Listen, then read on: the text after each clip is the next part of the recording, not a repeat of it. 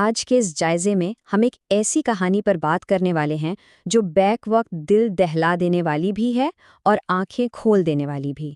یہ نیلم نامی ایک خاتون کے تلخ تجربات کی کہانی ہے۔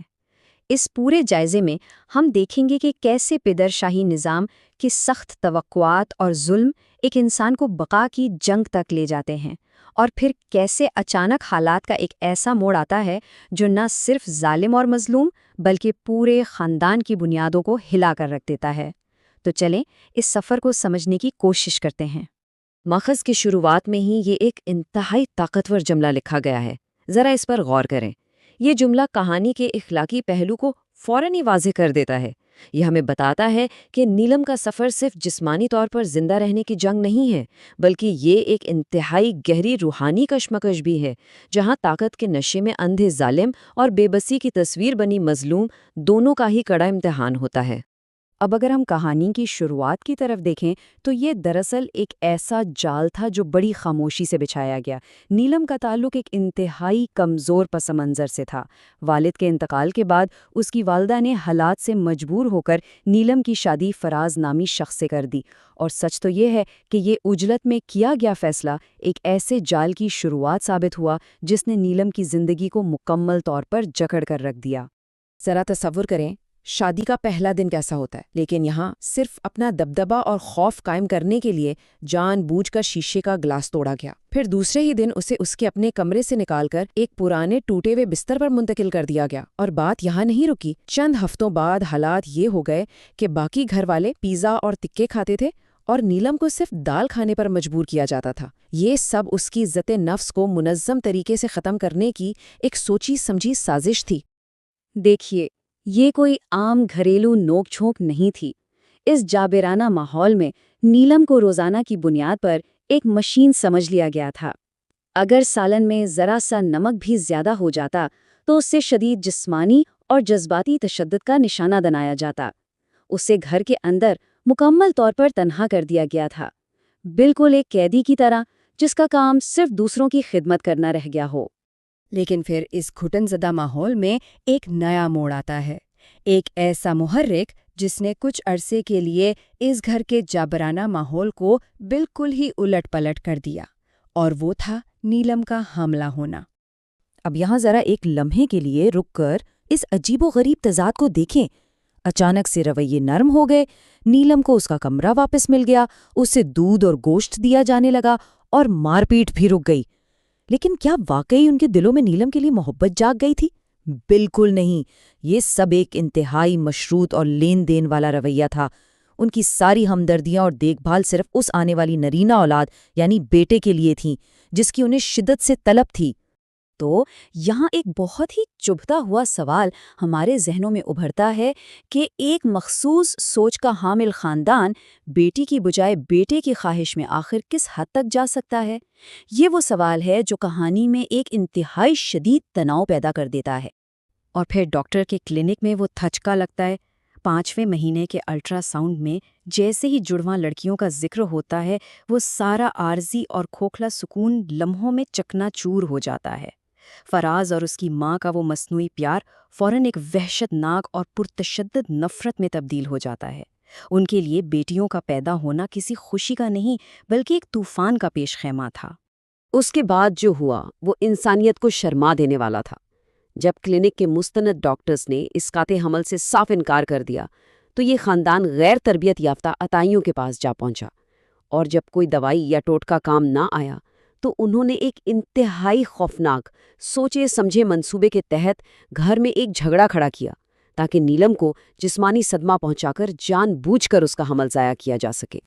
یہ بیانیے کا شاید وہ سب سے لرزہ خیز لمحہ ہے جب اس جان بوجھ کر کیے گئے جھگڑے میں نیلم کو دھکا دے کر زمین پر گرا دیا جاتا ہے۔ وہ شدید خوف کے عالم میں سجدے میں گر پڑتی ہے اور شدت کرب میں اپنے بچوں کی سلامتی کی دعائیں مانگنے لگتی ہے، اور پھر ایم اسی لمحے قدرت اپنا فیصلہ سناتی ہے۔ اور یہ وہ نقطۂ عروج ہے جس کی کسی کو بھی توقع نہیں تھی۔ وہ واقعہ جو نہ صرف اس گھر کی ظاہری عمارت کو بلکہ اس کے اندر موجود طاقت کے پورے ظالمانہ نظام کو بھی ملبے کا ڈھیر بنا دیتا ہے۔ جی ہاں، ایک شدید زلزلہ آیا۔ وہ لوگ جو کچھ لمحے پہلے تک خود کو خدا سمجھے بیٹھے تھے اور زندگیاں ختم کرنے کے فیصلے کر رہے تھے، اب شدید زخمی حالت میں ایک ریلیف کیمپ میں زندگی کی بھیک مانگ رہے تھے۔ اور نیلم، وہ جو اس وقت سجدے میں تھی، اس قیامت خیز زلزلے میں بھی معجزاتی طور پر بالکل محفوظ رہی۔ قدرت نے طاقت کا سارا توازن ایک جھٹکے میں بدل کر رکھ دیا۔ اب کہانی ایک نئے دور میں داخل ہوتی ہے۔ زلزلے کے بعد جب ملبہ ہٹتا ہے اور ریلیف کیمپ کی زندگی شروع ہوتی ہے تو اصل حقیقت کا سامنا کرنا پڑتا ہے۔ 2 بچے۔